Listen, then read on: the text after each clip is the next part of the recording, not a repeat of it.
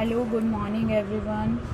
कल तक की क्लास में हमने ये पढ़ा था ग्रुप क्या होते हैं और इसके कौन कौन से टाइप्स हैं। प्राइमरी और सेकेंडरी के अलावा हमने बहुत सारे और ग्रुप्स की टाइप्स के बारे में बात की थी।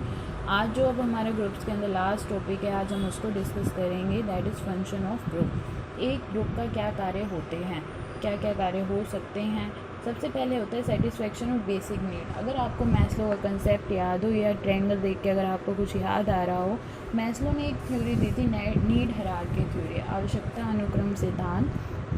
उसके अंदर उन्होंने बात की जो एक व्यक्ति की सबसे पहली नीड होती है, शारीरिक आवश्यकता होती है। इन शारीरिक आवश्यकताओं की पूर्ति कहाँ से होती है? उसकी फैमिली से होती है, उसके परिवार से होती है। फाइन। तो जो हमारी बेसिक नीड्स होती हैं उनकी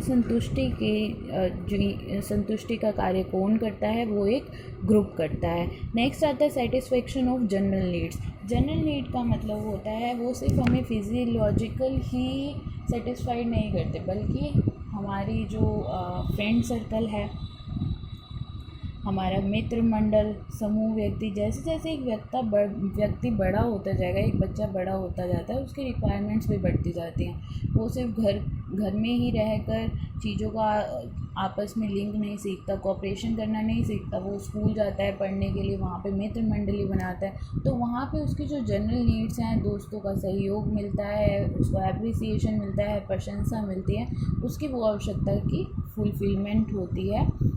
यही एक ग्रुप का कार्य होता है। नेक्स्ट है satisfaction of needs of dominant members. देखिए, एक पर्टिकुलर ग्रुप में कुछ मेंबर्स ऐसे होते हैं जो ज़्यादा डोमिनेंट नहीं होते दूसरों पे, लेकिन कुछ ग्रुप के मेंबर्स ऐसे भी होंगे जो ज़्यादा डोमिनेंट करते हैं अपने ग्रुप के अंदर। कुछ लोगों की बात को बहुत जल्दी मान लिया जाता है और कुछ की बात को बहुत जल्दी नहीं माना जाता।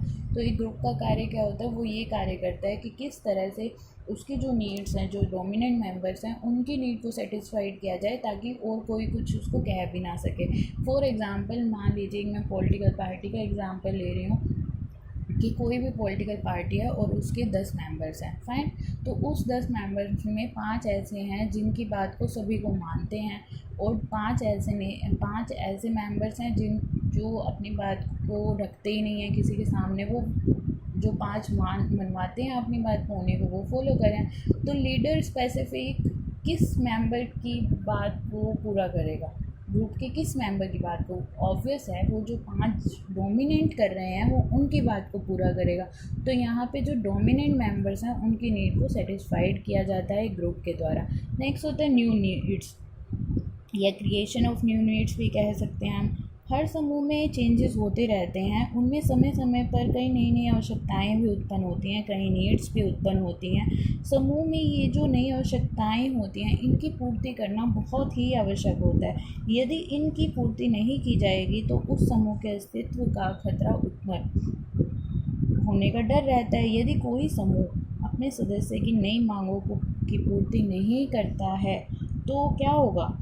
वो अपने ग्रुप को छोड़कर किसी और ग्रुप में शिफ्ट हो जाएगा। तो ये ग्रुप का कार्य होता है किस तरह से उसने नई नई एक्सपेक्टेशंस को, नई नई उसकी नीड्स को पूरा करना है, कौन कौन सी ज़रूरतें हैं। देखिए, इसका एक बहुत ही अच्छा एग्जांपल है। मान लो आजकल हर कॉलेज में वाईफाई है, ठीक है। तो अगर आपके कॉलेज में वाईफाई नहीं है और आपकी सारी पढ़ाई भी ऑनलाइन होती है, तो आपने अपने प्रिंसिपल को बोला, आपने अपने स्टाफ को बोला, आपकी बात को नहीं सुना जा रहा, तो आप लोग क्या करोगे? पेरेंट्स को कह के कॉलेज चेंज करवा लोगे। यही बेसिक से एग्जांपल्स हैं जो आपको यहाँ पे कोट करने हैं, लेकिन आपको ये देखना है कि आपके जो एग्जांपल्स हैं वो रेलिवेंट होने चाहिए। फाइन। नेक्स्ट होता है गोल्स ऑफ ए ग्रुप। एक ग्रुप का क्या मेन मोटिव क्या होता है? किसी भी ग्रुप का जो एक लक्ष्य है उसको पूरा करना, उसका मेन गोल होता है। समूह को प्रभावशाली बनाना आवश्यक होता है, और ये हम प्रभावशाली कब बना सकते हैं? जब हमने कुछ लक्ष्य निर्धारित कर रखे हैं और उन लक्ष्यों को हम अचीव करते जा रहे हैं। फाइन। अब जैसे मान लीजिए कि आपका कॉलेज में एक ग्रुप है, ठीक है, 4-5 लड़कियों का बनाते हैं।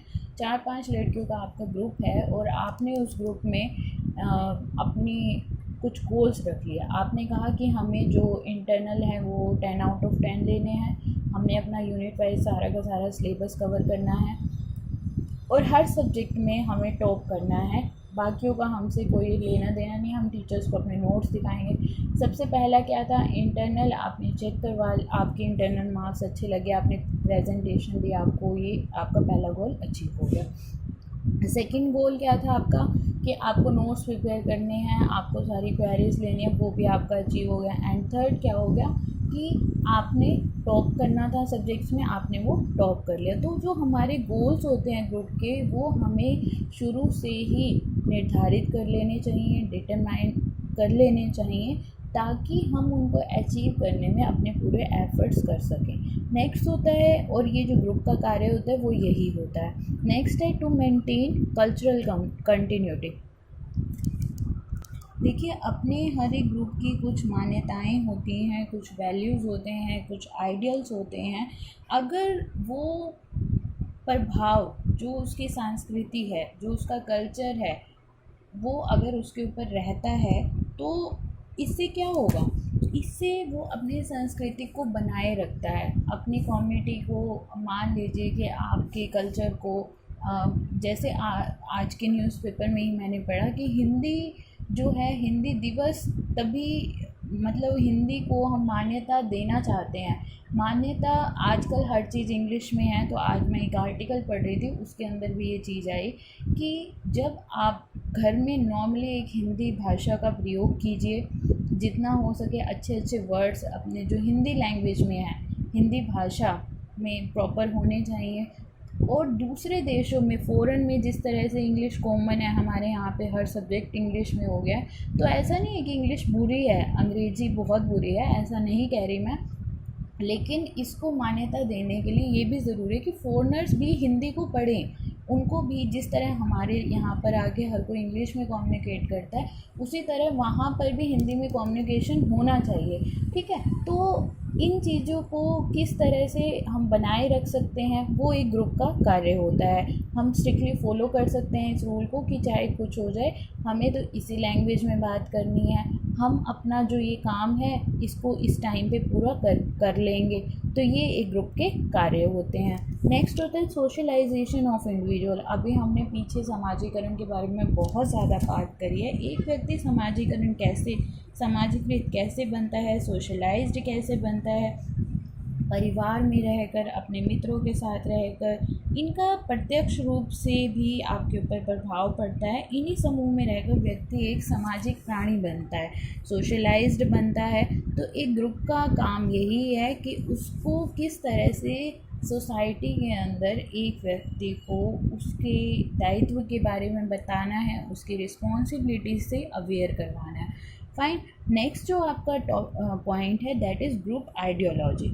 इसको अगर मैं हिंदी में बात करूं तो इसको विचारधारा भी बोला जाता है। देखिए, हर समूह की अपनी एक विचारधारा होती है, हर किसी की आइडियोलॉजी होती है कि हमें इस तरह से कार्य करना है, इस तरह से अपनी बात को रखना है। फाइन। तो इन्होंने कहा कि जो बेसिकली ये जो विचारधारा होती है, कई तरह के कारक हैं जो इसको, कई तरह के फैक्टर्स हैं जो इसको प्रभावित करते हैं, जैसे हमारे बिलीफ। अगर समूह के हर व्यक्ति का सामूहिक विश्वास होना बहुत ज़रूरी होता है, ग्रुप बिलीफ होना बहुत ज़रूरी होता है। और ये कब होता है, जब उसकी नीड्स फुलफ़िल होती रहती हैं, तो हमारा उस ग्रुप के अंदर एक विश्वास बना रहता है कि मुझे तो इसी ग्रुप का मेंबर रहना है, ये मैं इस पर बिलीव कर सकता हूँ। नेक्स्ट होता है ग्रुप नॉर्म्स। ये कैसे इफ़ेक्ट करते हैं ग्रुप नॉर्म्स?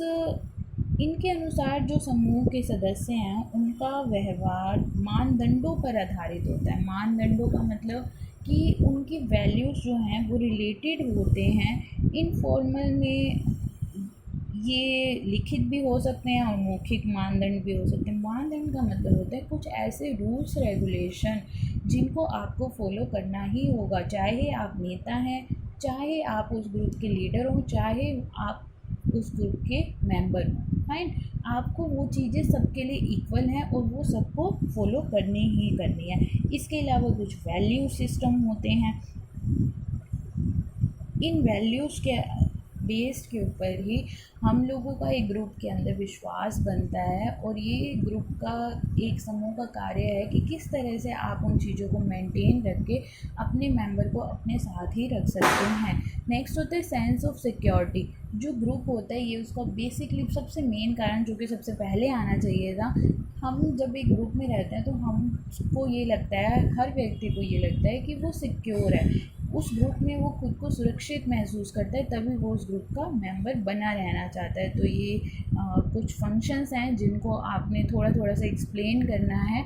नेक्स्ट, अब जो आपके टॉपिक में सिलेबस में नहीं है लेकिन फिर भी ये 2 मार्क्स के क्वेश्चन में कई बार पूछ लेते हैं, तो मैं आपको थोड़े थोड़े से इसके पॉइंट्स बता देती हूँ कि ग्रुप फॉर्मेशन क्यों किया जाता है, क्यों ज़रूरी है, और ये कैसे हो जाता है। फॉर्मेशन का मतलब है समूह निर्माण। तो एक समूह का जो निर्माण है वो कैसे होता है। देखिए, सबसे पहला जो इसके अंदर पॉइंट है, ये आपको बुक्स में, आपकी बुक में नहीं मिलेगा, ये आप नोट डाउन कर लीजिए। तो सबसे पहला पॉइंट है similarity in behaviour and attitude. देखिए, एटीट्यूड मैंने आपको पहले भी बहुत बार बताया, एटीट्यूड होता है आपका किसी भी चीज़ को लेके पॉजिटिव या नेगेटिव व्यवहार, बिहेवियर या व्यू पॉइंट। इन्होंने कहा कि कैसे फॉर्मेट हो जाता है, कैसे निर्माण होता है, इसको थोड़ा सा कोऑर्डिनेट करके देखिए। जब किसी व्यक्ति से आप मान लीजिए कि आपकी जो रुचि है वो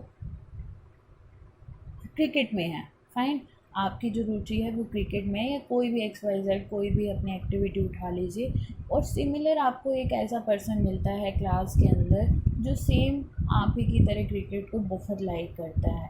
तो आप लोग एक दूसरे के साथ रहोगे, आपको एक दूसरे से बात करना अच्छा लगेगा। जहाँ पर हमारी किसी को लेके विचारधारा मिल जाती है, एटीट्यूड मिल जाता है, जहाँ पर हमारा व्यवहार मिल जाएगा, वहाँ पर ग्रुप फॉर्मेट हो जाएगा। जैसे क्लोरे ने 1977 और बैरन ने 1982 में एक स्टडी की, और इन्होंने पाया कक्षा में जिन व्यक्तियों का पढ़ाई को लेके सेम इंटरेस्ट था, मतलब कुछ, देखिए आप भी कॉलेज स्टूडेंट्स हैं तो आपको भी ये पता होगा कि कुछ स्टूडेंट्स ऐसे होते हैं जो मस्ती मजाक करने में विश्वास करते हैं, और कुछ स्टूडेंट्स ऐसे होते हैं जो पढ़ाई को लेके वेरी सीरियस होते हैं, बहुत सीरियस होते हैं। तो इन्होंने देखा कि जो व्यक्ति जैसा था उसने अपने जैसे व्यक्ति को ही पसंद करा, फाइन। तो इसी तरह से उनके ग्रुप की फॉर्मेशन होगी, ग्रुप का निर्माण हो गया। नेक्स्ट जो पॉइंट है दैट इज़ कम्प्लीमेंट्री नीड्स और वांट्स। हिंदी में हम इसको बोलेंगे पूरक आवश्यकताएं या फिर इच्छाएं। एक समूह के निर्माण में ये भी बहुत महत्वपूर्ण भूमिका निभाती हैं, बहुत इम्पोर्टेंट रोल प्ले करती हैं। फॉर एग्ज़ाम्पल, जब 2 या 2 से अधिक व्यक्तियों की आवश्यकताएं एक दूसरे से अलग होती हैं, परंतु साथ ही साथ एक दूसरे के द्वारा जब उनकी पूर्ति की संभावना होती है, तो ऐसे व्यक्तियों के एक समूह का निर्माण आसानी से हो जाता है। मान लीजिए कि आपकी आवश्यकताएं तो भिन्न हैं, आप एक दूसरे समझने की कोशिश कीजिए, आप लोगों की जो नीड्स हैं वो अलग अलग हैं, लेकिन जब आप एक दूसरे के साथ रह रहे हैं, फॉर एग्ज़ाम्पल मैं आपको एक एग्ज़ाम्पल और देने की कोशिश करती हूँ। आप क्लास में कोई टॉपिक पढ़ रहे हैं, फाइन, आपकी इंग्लिश बहुत अच्छी है और आपकी जो फ्रेंड है उसकी हिंदी बहुत अच्छी है। आपने उसकी हेल्प कर दी और उसने आपकी हेल्प कर दी, आप दोनों ने एक दूसरे की हेल्प करके अपनी नीड्स को पूरी कर लिया। अब जो तुम्हारी आवश्यकताएं थी, जिस चीज़ में तुम्हें वीक लग रहा था, आपने उस चीज़ को पूरा कर लिया, बन गया एक ग्रुप। तो इसी तरह से जब हमारी एक दूसरे से आवश्यकताएं भिन्न भी होती हैं, तब भी हम लोग इस तरह ग्रुप को फॉर्मेट कर सकते हैं। नेक्स्ट है असुरक्षा एवं चिंता का भाव या feeling of insecurity and anxiety. यहाँ पर शेस्टर ने एक प्रयोग करा 1989 के अंदर। 1989 के अंदर इन्होंने एक प्रयोग करा, और इन्होंने ये क्या किया था कि कॉलेज स्टूडेंट्स के ऊपर ये प्रयोग करा। कॉलेज की 2 छात्राओं के ग्रुप बना दिए गए, कॉलेज गर्ल्स के 2 ग्रुप बना दिए गए, और मशीन दिखाई गई उन्हें, एक इलेक्ट्रॉनिक मशीन दिखाई गई, और उन्हें ये बोला गया कि आप लोगों को इसको प्रेस करना है और इसका बटन दबाना है और जिससे आपको एक हल्का सा झटका महसूस होगा। तो मैं ये देखना चाहता हूँ कि वो जो हल्का सा झटका है वो कितना कितना मिलता है आपको, मतलब ज़्यादा बड़ा लगता है या थोड़ा छोटा लगता है। एक ग्रुप को तो ये इंस्ट्रक्शन दे दी, सेकंड ग्रुप को उन्होंने कुछ भी इंस्ट्रक्शन नहीं दी। उन्होंने कहा कि आपको नॉर्मली एक बटन को प्रेस करना है। फाइन, दो ग्रुप बनाए। एक ग्रुप को उन्होंने इंस्ट्रक्शन दी कि इसको आपको बटन को प्रेस करना है, इससे आपको एक छोटा सा शॉक लगेगा बिजली का और वो आपने बताना है कि वो कितनी क्वांटिटी में था। नेक्स्ट ग्रुप को इन्होंने बताया कि कुछ नहीं है, आपको एक नॉर्मल बटन दबाना है। और इन दोनों को प्रतीक्षा रूम में, जो वेटिंग रूम होता है, वहाँ पे छोड़ दिया गया, दोनों ग्रुप को अलग अलग। और दोनों ग्रुप को ये इंस्ट्रक्शन थी कि आप लोग एक साथ भी रह सकते हैं और चाहे तो एक दूसरे के बिना भी रह सकते हैं। तो एग्जैक्टली उनको रिज़ल्ट देखने को क्या मिला, जिनको ये इंस्ट्रक्शन, जो पहला ग्रुप था जिसको ये इंस्ट्रक्शन दी गई थी कि आपको बिजली का आघात लग सकता है, बिजली का शॉक लग सकता है, थोड़ा सा लगेगा और आपको वो बताना है, वो जो ग्रुप के मेंबर्स हुए वो आपस में एक साथ बैठे थे और एक दूसरे से इसी के बारे में डिस्कस कर रहे थे कि कहीं ज़्यादा ना हो जाए, ये दिक्कत हो जाएगी, चलो जो भी है हम लोग सब एक ग्रुप में रहेंगे और एक दूसरे की हेल्प करेंगे। और जो इसी के कंपेरेटिवली जो सेकंड ग्रुप था, उन्होंने ये देखा कि वो लोग एक दूसरे के साथ नॉर्मली बात कर रहे थे, ज़्यादा ग्रुपिज़म नहीं था वहाँ पर। तो यहाँ पे यही वो क्लियर करना चाह रहा है, जो फीलिंग ऑफ सिक्योरिटी होती है, सुरक्षा की जो भावना होती है, वो हमें ग्रुप में ही मिलती है और उसी की वजह से हमारा जो ग्रुप का निर्माण होता है। एक्सटर्नल थ्रेट्स में भी यहाँ पे यही पॉइंट आएगा कि जो बाहरी खतरे होते हैं, कई बार हम उन चीज़ों से बचने के लिए ग्रुप का निर्माण करते हैं, क्योंकि वहाँ पे हमें एक सेफ़ एनवायरनमेंट मिलता है, सुरक्षा का वातावरण मिलता है, इसीलिए हम ग्रुप का निर्माण करते हैं।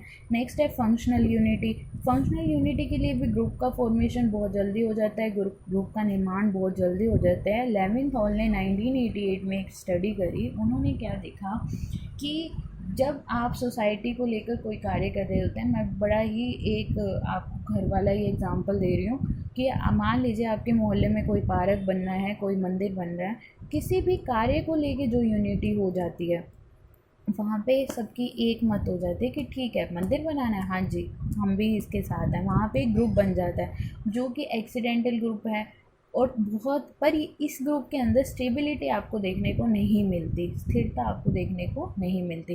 तो that is all about your group. आज आपका ग्रुप का टॉपिक कंप्लीट हो गया है। कल हम सोशल नॉर्म्स के बारे में डिस्कस करेंगे।